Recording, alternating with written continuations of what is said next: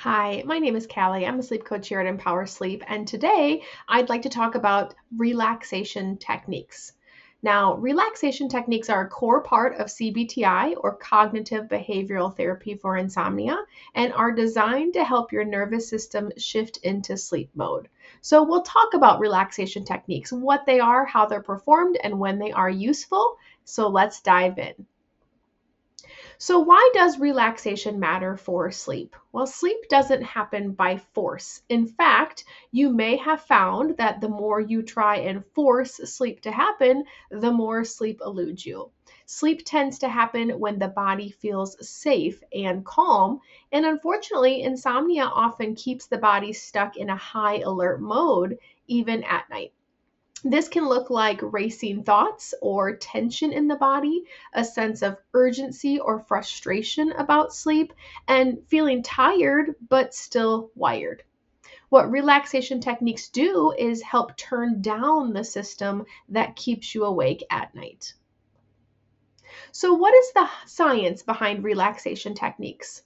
Well, the nervous system has two main modes. It has the sympathetic nervous system, and this is your alert and stressed fight or flight type symptom or system. And it also has the parasympathetic nervous system. This is the calm, restorative, rest and digest system. Now, insomnia is linked to increased nighttime arousal, meaning that the sympathetic system stays active when it shouldn't.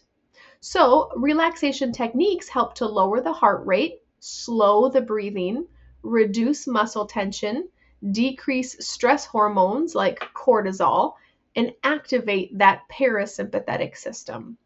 This creates the conditions that sleep needs to happen more naturally. Now, I want to be clear that relaxation is not about trying to sleep or forcing sleep, and this is very important.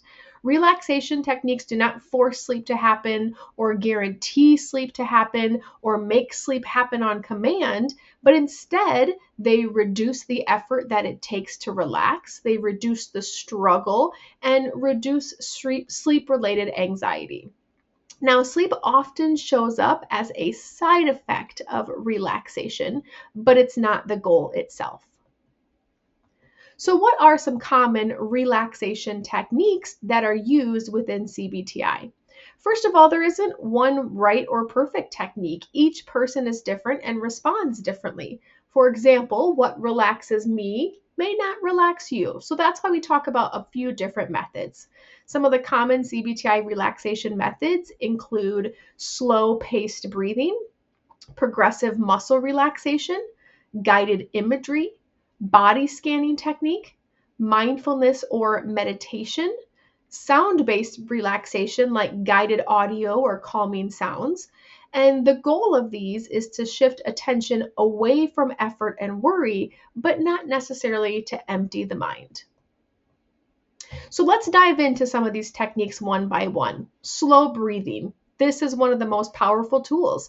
Slow breathing works directly on the nervous system itself, and research shows that breathing around 4 to 6 breaths per minute can increase your vagal tone, which calms nerve activity.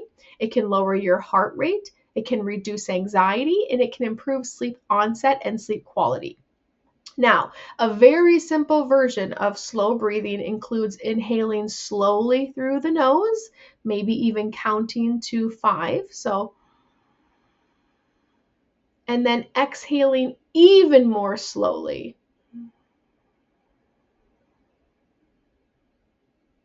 Let your breath feel soft and not necessarily forced. Now, longer exhales equal a stronger calming signal to the brain, and so it is important to exhale slowly and softly. Okay, another technique, progressive muscle relaxation or PMR. PMR involves gently tensing and relaxing muscle groups. And why it works is muscle tension itself sends a threat signal to the brain, but relaxing that tension sends a safe signal to the brain.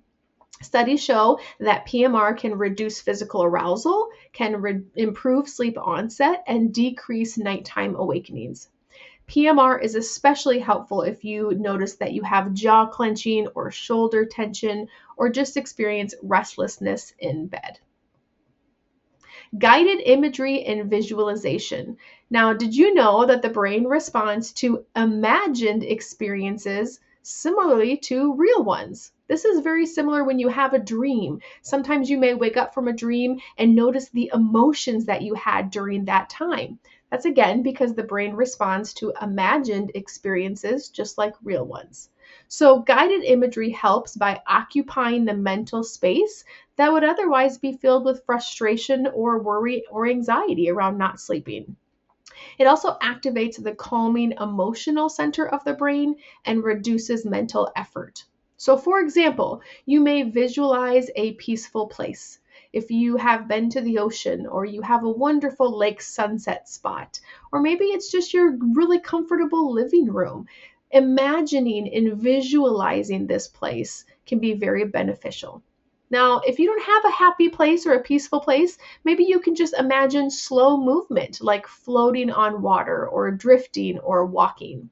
I have a hammock in my backyard, so I can imagine laying in that hammock during the day and looking at the bright blue sky and feeling the sway of that hammock.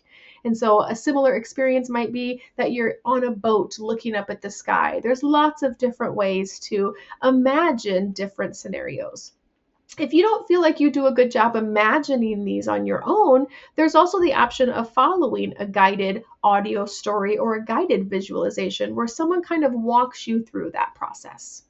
Now, this does work best when imagery feels neutral or pleasant, not necessarily exciting. And so we don't want to imagine ourselves on a roller coaster or something that really brings up the heart rate or is really exciting. We want it to be a very neutral or pleasant experience. Now, mindfulness and meditation. I want to be clear that mindfulness is about observing thoughts, not necessarily controlling them. So at night, the brain's logic and emotional regulation center is less active or asleep, which is why thoughts might feel louder or more fear or more intense, and problems feel more unsolvable at night. If you wake up the next day and kind of think about what happened the night before, you might even find that it was a silly thought.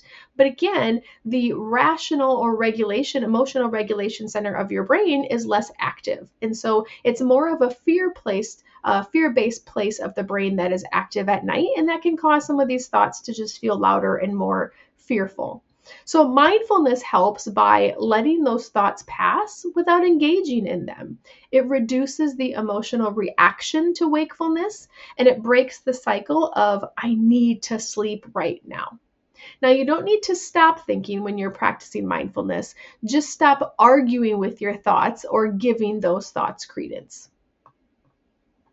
Sound-based relaxation. For some people, mindfulness or meditation, quieting the brain, actually makes the brain louder or those thoughts louder. And so sound-based tools can give the brain something neutral to focus on. It can reduce that internal dialogue that you may have with yourself, and it can produce relaxation or promote relaxation without much effort. So some examples would be a guided sleep meditation where you listen to somebody guiding you through a meditation. Maybe listening to calm voices. I know that there are a lot of YouTube videos out there that have people maybe reading boring history, and it's not necessarily about the content itself, but that calm, relaxing voice. Some people like ASMR style audio where you listen to different sounds making different noises, or maybe you just like white noise or nature sounds or classical music. Now, if you do happen to fall asleep while listening to that sound, it's okay. This is not a failure. If you do happen to wake up and maybe you have AirPods or headphones on and they're uncomfortable, feel free to then take them off at that point. So when do we use these relaxation techniques? They can be used during your wind down routine when getting into bed. They can be used during the middle of the night awakenings, or if anxiety or frustration just show up around sleep. Now, these relaxation techniques typically do not produce an immediate response. They work best when practiced consistently, not just on a bad night. Think of using relaxation techniques as training, not necessarily troubleshooting. So what might these relaxation techniques feel like at first? Many people right away feel like it may not be working. Again, they don't typically produce an immediate response that night. In fact, you may notice that your thoughts are still coming and going. Maybe it's only slightly calming to you. Maybe you fall asleep after listening to something or after the exercise, but not during the exercise. Some nights, nothing may change at all. And this is normal. Again, it's not necessarily an immediate response.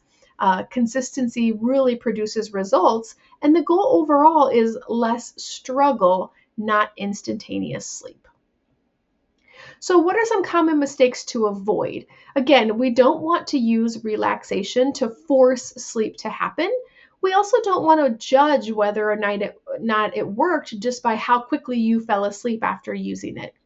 We don't want to switch techniques constantly night to night. Again, consistency is really what teaches the nervous system what to expect. And a lot of people sometimes give up after a few tries. They may try to meditate 1 or 2 times, say, oh, I didn't sleep any better. This doesn't work. But again, consistency teaches the nervous system what to expect, and results are usually produced over time. A gentle reminder that relaxation techniques are not about perfection. They are about safety, calm, and allowing sleep to happen instead of chasing it. Your body already knows how to sleep. Relaxation techniques simply remove the barriers. Okay, I hope you enjoyed this video about relaxation techniques and hope to see you again soon.